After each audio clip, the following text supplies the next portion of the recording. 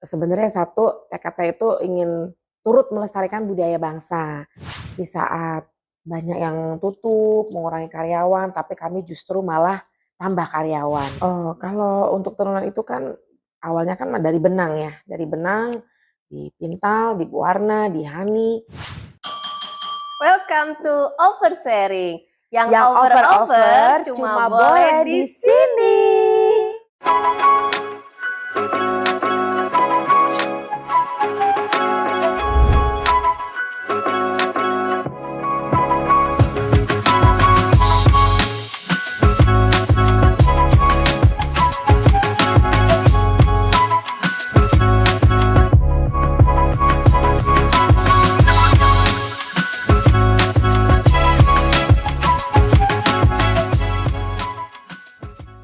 Oversharing merupakan series podcast Nasari Digital yang akan mengupas topik terkait personal branding pemilik usaha yang akan kita bahas sampai akar-akarnya.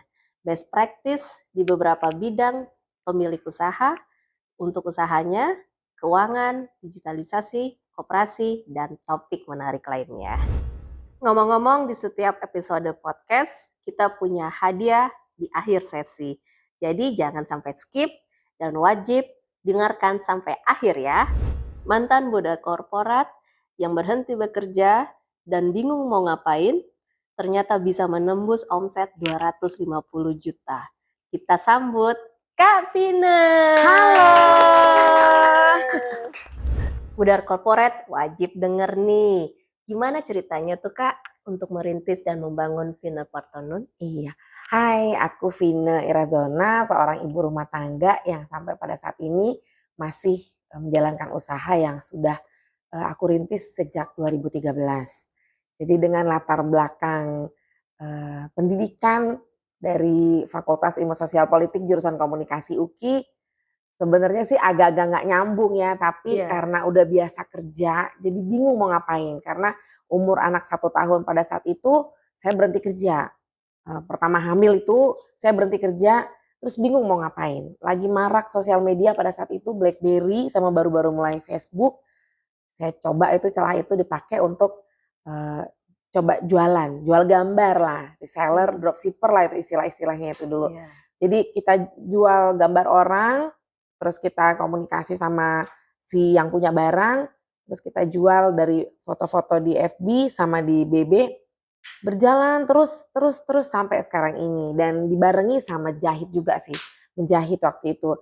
Teman-teman sekitar kita, teman-temanku, terus mantan bos juga ikut support di situ gitu. Jadi semua kain tadinya dari Bali, Jawa, Sumatera mengerucut ke motif Batak.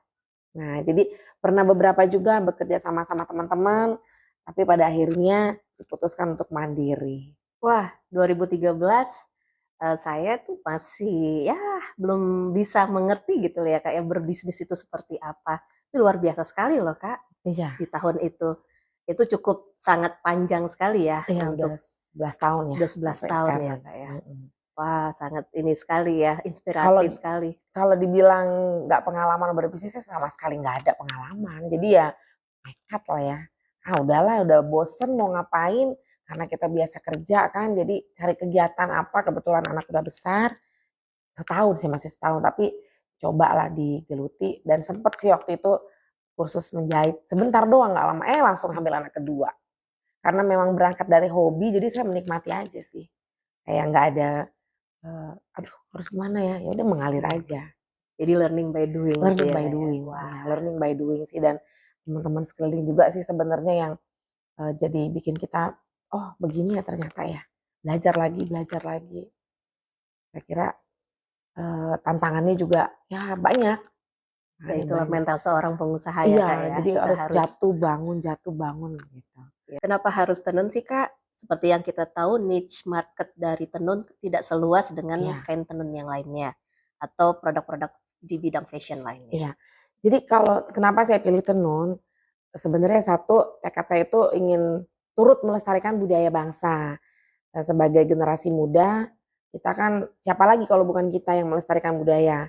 Salah satunya lewat fashion. Nah, apa yang bisa dipakai? Kan kain. Ya. Nah, kain itu kan macam-macam, ada yang pabrikan, ada yang tenunan. Kenapa tenun? Karena yang mengerjakan itu kan rakyat, masyarakat, supaya tetap mereka bisa mengembangkan mata pencaharian mereka dan budaya itu bisa terus berjalan tanpa tak lekang oleh waktu lah gitu untuk budaya itu. Jadi supaya tetap berjalan dengan baik, mereka bisa menenun. Nah, tenunan itulah yang kita kreasikan lewat karya-karya yang bisa kita jahit dipakai oleh masyarakat gitu. Untuk setiap customer.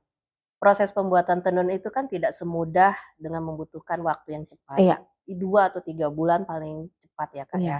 SOP-nya itu seperti apa Kak? Bisa sampai akhirnya bisa menjadi barang jadi? Oh, kalau untuk tenunan itu kan awalnya kan dari benang ya, dari benang dipintal, diwarna, dihani, hingga ditenun, itu memang butuh waktu 2-3 bulan gitu. Dan kita ini kan tenunan kami ini kan ATBM ya, alat tenun bukan mesin. Jadi sebetulnya lebih cepat sih pengerjaannya dari yang dari gedokan. Jadi dalam satu gulungan benang itu kita bisa menghasilkan 20 kain. Nah, kalau yang gedokan itu hanya 1, terus kita pintal lagi, kita hani lagi jadi 1 gitu. Jadi itu memudahkan prosesnya, tapi tetap yang mengerjakan itu manusia gitu, bukan mesin. Handmade gitu Handmade, ya. iya Jadi handmade. di mixing ya Kak Iya, ya. iya. Ada apa namanya manusianya yang mengerjakan dan juga ininya. Wah, Iya, menarik. jadi itu pengembangan sih, pengembangan dari alat tenun gedokan yang duduk di bawah, terus kita pakai ATBM itu udah di bangku gitu. Jadi prosesnya lebih mudah. Oh, sangat keren sekali ya Kak ya. Iya, jadi itulah salah satu kenapa saya pilih tenunan supaya bisa budaya itu tidak larut oleh zaman.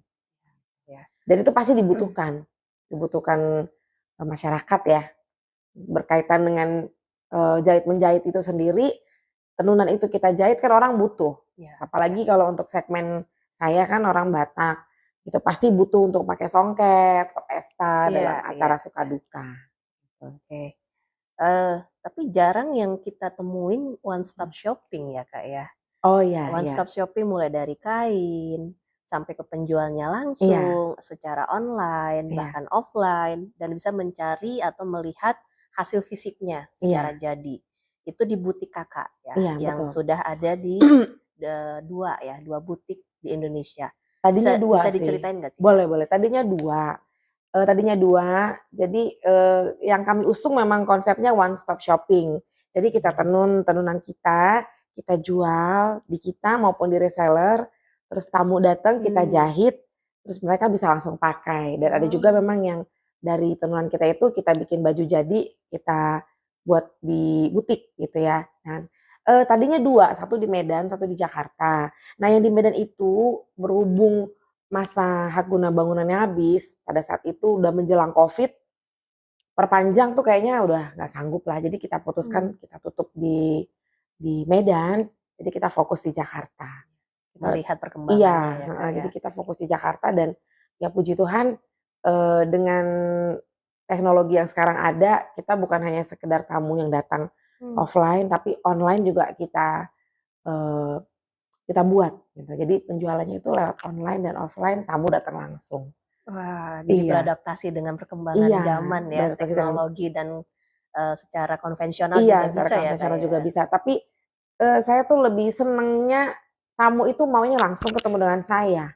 Gitu. Jadi memang kalau yang online-nya saya jarang live ya. Kalau sekarang kan lagi tren live ya. Sekarang saya udah jarang. Tapi kalau penjualan online tetap foto dipajang di IG, di FB, terus mereka order online, transfer baru kita kirim. Dan rata-rata sebenarnya kalau tamu-tamu di Vina Partonon itu maunya datang ya, datang langsung, terus ngobrol sama saya, terus kebutuhannya apa, dilayani langsung lah gitu. Nah, ingin mengenal desainernya langsung ya, di baliknya Vina Partonon itu siapa gitu jadi ya. mereka lebih nyaman ya kalau ketemu langsung. Gitu sih. Jadi one stop shopping dan selalu ada ikon kata-kata lucunya aku itu kain tenun yang elit. Elit itu maksudnya etnik, klasik, cantik, unik, elegan. Pakai benangnya berkualitas. Nah, gitu sih. Jadi kalau live aku selalu bilang itu ikon kata-katanya. Dan harganya juga terjangkau. sesuai dengan kualitas ya, gitu Ya. kira-kira. Oke Kak, denger-denger nih, Ya. Kakak kan mantan budak korporat ya Iya, dulu. Nah pastinya kan per tahun omsetnya sudah mencapai 250 juta. iya, Itu iya. real nggak sih Kak? Real cuy. Bertahap sih tapi Oh ya, nggak ya. langsung gitu, dan itu semua melalui proses. Semua melalui proses dari yang kecil sehingga pada saat ini, dan itu semua melalui proses yang panjang. Apalagi kemarin waktu pandemi, Iya. sebenarnya itu salah satu ya kesaksiannya bagi kami untuk Vina Partonun di saat banyak yang tutup, mengurangi karyawan, tapi kami justru malah tambah karyawan gitu. Jadi itu Wah. luar biasa banget memang, kami bisa sampai dengan tahap gelombang tinggi, tapi kami bisa lewati dengan baik gitu. Jadi 2019 kami ikut pameran 5 bulan tuh Agustus, September, Oktober, November, Desember. Terus di 2020 Maret lockdown, tapi kami ngerjain kerjaan yang masuk orderan di Iya. tahun lalu. Ada jahitan, pengantin, keluarga, seragaman songket, dan itu semua untuk acara di 2020. Nah, kami tetap kerja, sampai kayaknya nggak sanggup harus tambah rekrut lagi, karyawan. Nah, libur lebaran mereka pulang, balik lagi, udah mulai melanda apa namanya, lockdown-nya, live lah. Live di sosial media kan, Iya, iya. naik lagi pemirsanya, penontonnya, terus customer-nya juga bertambah. Nah itu tadi, kita jualannya offline dan online. Kalau online by phone, ngukur bajunya itu, ngukur badannya itu video call-an Melalui kita. video call Nah ya. jadi memudahkan ya, memudahkan, interaksi antara kami dengan customer gitu, dan juga semakin bertambah, apa namanya, orderan, kelabakan lah ngerjainnya kan, nah itulah tambah karyawan untuk ngejahit. Nah sampai sekarang dari mulai karyawan hanya 3 4, terus pas pandemi jadi 7 8, Wah, sekarang udah 15. Nah ya gitu. itu ya Kak ya. Jadi Iya, berdampak ya Kak ya. berdampak. Bukannya jadi semakin menurun, Bukan malah semakin jadi menurun, meningkat ya. meningkat gitu. Wah, luar biasa sekali Kak. Iya. Sampai di titik ini rasanya gimana Kak? Apakah Mmm. sudah puas dalam hasil pencapaian atau masih belum nih Kak? Kalau dibilang puas, kita manusia nggak ada puasnya ya, tapi satu hal, saya puas ketika customer saya puas dengan apa yang kami buat untuk mereka, mereka Iya. bisa membeli dan menjahit, membeli tenunan kami bisa menjahit, itu tadi one stop shopping, bukan hanya putus sebagai saya jual, customer beli, tapi lebih lanjut lagi kita bisa jahit. Terus interaksi itu berlanjut lagi, kalau ada yang kurang pas, komunikasikan dengan baik, kami siap untuk merapikan jahitannya atau memperbaiki sesuai dengan keinginan dari customer. Nah, kalau udah seperti itu kan mereka kan akan balik lagi balik lagi.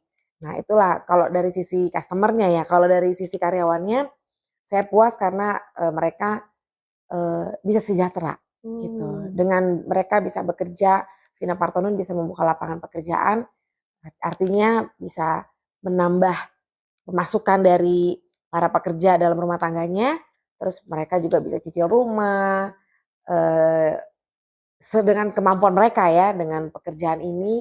Jadi, ada kesejahteraan itu terjadilah di dalam, apa namanya, di karyawan kami tersebut.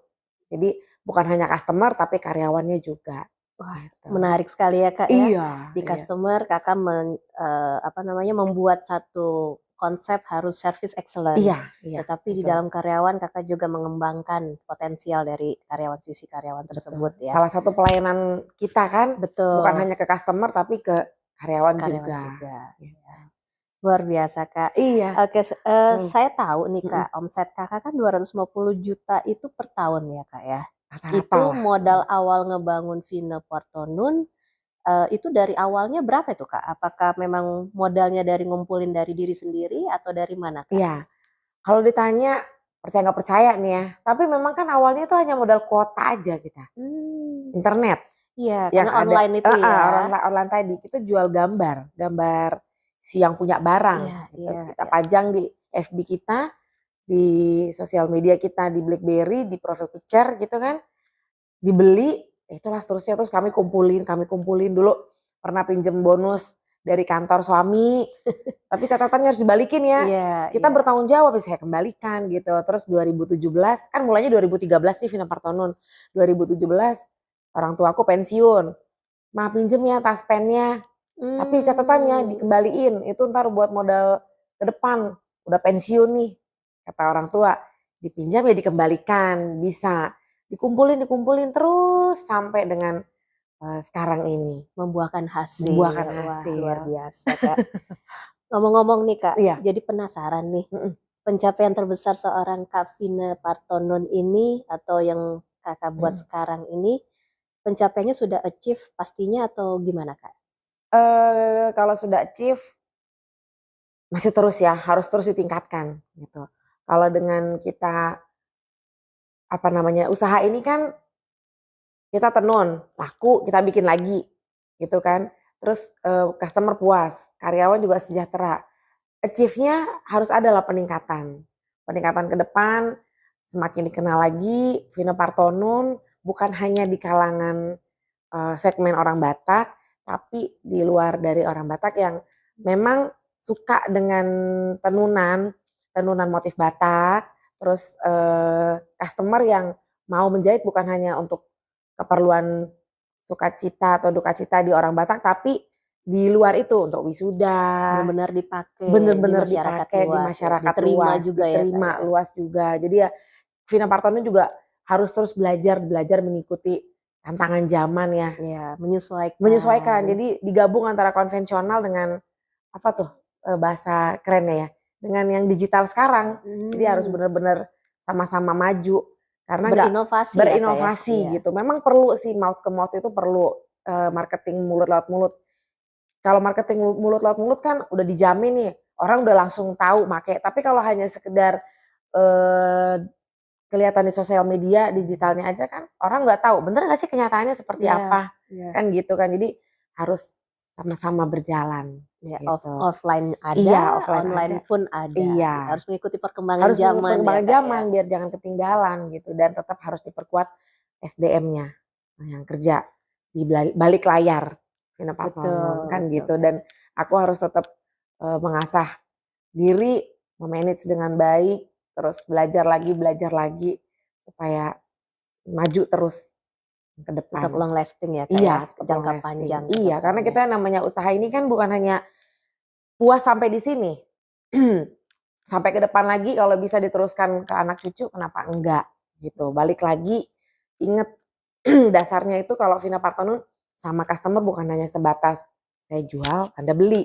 Nggak sampai di situ aja tapi mau berkelanjutan gitu. Oke, Kak, menarik sekali, Kak. Iya, Ada nggak, Kak, harapan yang ingin disampaikan untuk kedepannya secara Kak Vina sudah membangun usaha Vina Partonun sejak 2013. Sudah 11 tahun ya, Kak, ya? 11 tahun lah. Lamanya. Apa, Iya. Kak, harapan yang mau disampaikan? Harapan yang ingin disampaikan yang pasti untuk para customer tetap cinta produk Indonesia. Wah, Harus. bangga tuh Tenun. lokal. Dengan, apa namanya, melestarikan budaya salah satunya lewat fashion. Nah, Mmm, fashion itu kan bisa tenun, dengan tenunan motif tiap daerah. Nah, kebetulan saya juga orang Batak ya saya lestarikanlah budaya Batak, salah satunya lewat fashion dengan tenunan-tenunan Batak. Sebenarnya ada satu lagi sih harapanku, sebetulnya aku mau, Vina Partonun itu nggak hanya di motif Batak aja, tapi ada dari daerah-daerah lain yang, eee di tempatku itu, di galerinya Vina Partonun. Ke depan sih pengennya mmm, seperti itu, tapi ya masih butuh proses ya, iya, iya. butuh Jadi proses. galeri itulah yang Iya, membuat harapan ke depannya ya, Kak, ya, iya, seperti kita bisa memajang semua hasil, desain dari desain Kak dari Vina. Vina, terus juga dari tenunan lintas daerah Iya, iya. yang ada di Nusantara. Itu sih ke depannya ya. Wah, wow. Benar-benar inspirasi banget ya, Kak, ya, buat Iya, kita semua. Menarik banget nih, Kak. Lintas budaya, iya, lintas lintas suku, suku, tidak cuma hanya Batak tadi ya, Kak, ya, untuk tenun tersendiri. Kayak mhm, kemarin tadi lagi trending di TikTok nih, Kak, kalau Kakak tahu iya, ya.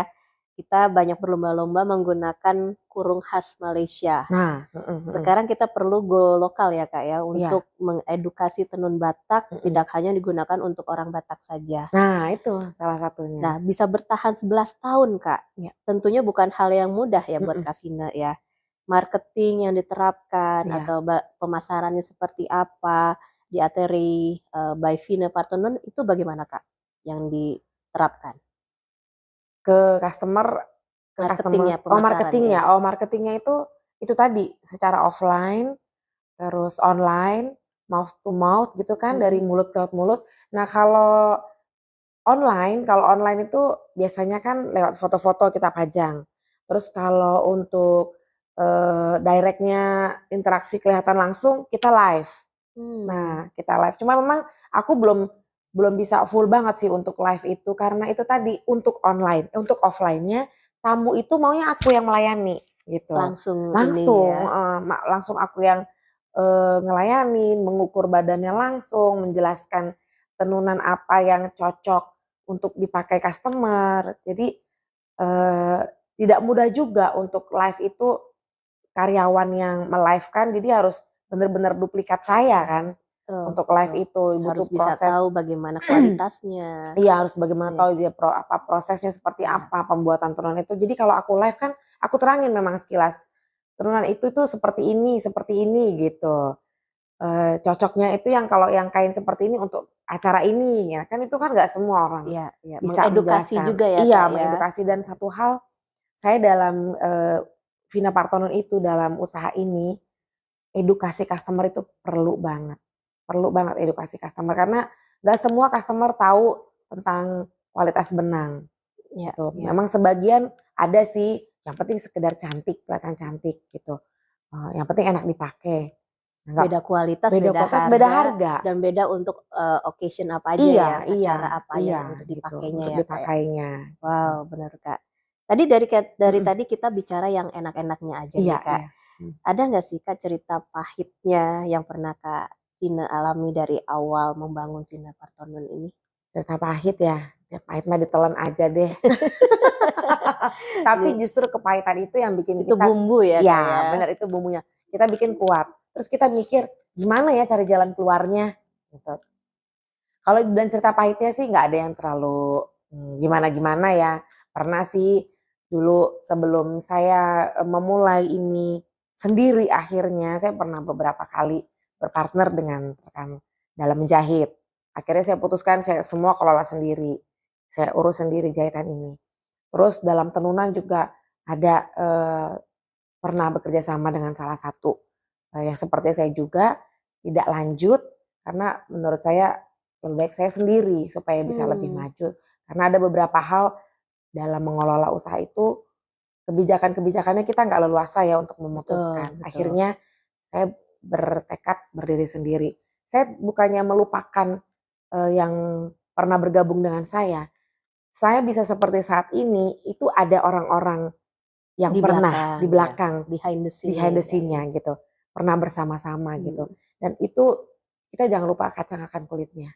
Walaupun mungkin komunikasinya tidak terlalu baik atau biasa-biasa aja, tapi saya selalu bersaksi bahwa saya memang pernah bergabung dengan si A, si B atau si C tersebut gitu. Dan akhirnya saya memutuskan untuk bisa maju dengan segala kepahitan. Sebenarnya itu bukan pahit ya, tapi itu salah satu tantangan, pelajaran yang berharga untuk bisa lebih maju ke depan. Oke Kak, memang benar-benar wanita yang super power ya Kak ya. Kita haruslah. Harus benar-benar survive ya Kak ya di segala apapun musimnya gitu ya Kak ya. Mama tangguh katanya dibilang. Mama tangguh. Mama tangguh. Kak, saya lihat Kakak bawa tenun nih. Iya. Bisa dijelasin nggak Kak? Seperti apa sih tenun ini Kak? Oke, ada dua nih yang ini nih ya. Kalau yang ini cantik banget nih warna kekinian nih. Iya. Apa sih, sage green ya? Sage green. Wow. Nih. Kalau ini dari sutra original. Jadi lusi pakan dan motifnya pakai benang sutra. Jadi ini kan tenunan ya, pakai ATBM. Kita tenunnya pakai ATBM, alat tenun bukan mesin. Nah, motifnya ini kita ambil dari motif-motif ulos. yang sudah lawas. Nah, kalau tupal itu kan kepala sarung. Kepala sarungnya ini diambil dari motif ulos ragi hidup. Nah, kalau badannya ini dari motif songket tarutung, lawas. Nah, ini kita tenun dengan warna kekinian. Kalau warna Batak itu kan hitam, merah, putih. Betul. Nah, itu yang tadi saya bilang mengikuti perkembangan zaman.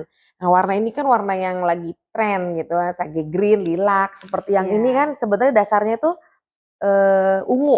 Terus dia masuk benang warna tembaga, gold gitu. Jadi warnanya cantik banget. Kalau ini pakai benang bember yang ini. Sama ini badannya songket tarutung, tupalnya ragi hidup gitu. Wah, benar-benar ini sekali ya Kak ya. Ya ini sutra original. Sutra original sekali ya. Sutra original. Jadi kalau dipakai juga bunyi kresek gitu. Cantik ya. Harus kita yang mengembangkan. Kalau bukan kita orang muda yang melestarikan budaya kita, siapa lagi? Nah, kan gitu. Kak, boleh tahu nggak sih belinya di mana nih Kak? Boleh. Kayaknya cakep banget nih. Iya dong, kita pantun dulu ya. Makan lalapan pakai timun. Cakep. Jangan lupa kalau mau beli tenunan dan jahit di Vina Partono. Mantap. Kalau mau beli offline dulu ya. Offline itu kita ada di Jalan Sunan Sedayu, nomor 18, Rawamangun, Jakarta Timur. Kalau mau online bisa lihat IG kita ya, di bawah ini. Nah, itu dia. Sebelum closing, kita punya hadiah saldo e-money untuk yang nonton podcast sampai akhir ini. Udah siap? Oke, coba ceritakan di kolom komentar mengenai pesan menyentuh yang disampaikan apa yang tadi Kak Vina ceritakan di dalam podcast ini. Yang paling bombay itu adalah pemenangnya. Ditunggu sampai tanggal. Untuk dapat satu pemenang, yuk komen-komen. Oke Kak, last but not least, ada pesan terakhir apa yang mau Kakak sampaikan untuk pelaku usaha yang baru mulai usahanya dan yang sudah punya usaha yang wajib bertahan itu seperti apa Kak? Ya, kalau yang baru memulai usaha, yang pertama itu harus percaya diri. Yang kedua, kita percaya diri dan kita bisa dipercaya oleh customer kita. Terus kita tulus ngejalaninya dan jujur. Jujur benar-benar dalam usaha tersebut. Karena kalau kita udah bermodalkan itu segala tantangan, hambatan selain minta petunjuk dari Yang Maha Kuasa ya, pasti itu dikasih jawaban. Tantangan-tantangan hambatan itu tidak luput, pasti akan ditemui dalam setiap usaha. Nah, untuk bisa bagaimana bertahan, itu tadi minta petunjuk dari Tuhan, dapat inovasi nih. Inovasinya yang tadinya kita offline, terus kita online. Waktu online ini kan untuk di sosial media tuh ada foto, ada live. Nah, cara fotonya itu harus semenarik mungkin, bisa menarik perhatian customer. Terus yang live juga pesan yang disampaikan itu betul-betul yang apa adanya, sehingga mereka bisa percaya dengan apa yang kita jual. Nah, itu pasti akan berkesinambungan, nggak putus sampai di situ. Semua melalui proses gitu kan. Ada harga, ada kualitas. Mahal berkualitas, murah juga berkualitas. Tapi murah bukan murahan juga gitu kan. Betul, nah, sesuai harga lah, kira-kira seperti itu. Intinya Pokoknya tetap berproses ya kita Kak berproses dan jangan menyerah. Nggak boleh menyerah. Harus jatuh bangun itu biasa. Jatuh bangun, cari lagi jalan keluarnya. Dan banyak belajar. Terus banyak belajar. Saya juga masih banyak belajar terus. Oke, luar biasa sekali Kak. Thank you untuk sharing-sharingnya di podcast Oversharing hari ini. Thank you juga sudah datang. Dan semoga apa yang kita sharingkan hari ini menjadi inspirasi buat semua para pelaku UMKM ya. Saya jadi motivasi ya. Jadi motivasi. Saling menguatkan. Thank you Kak.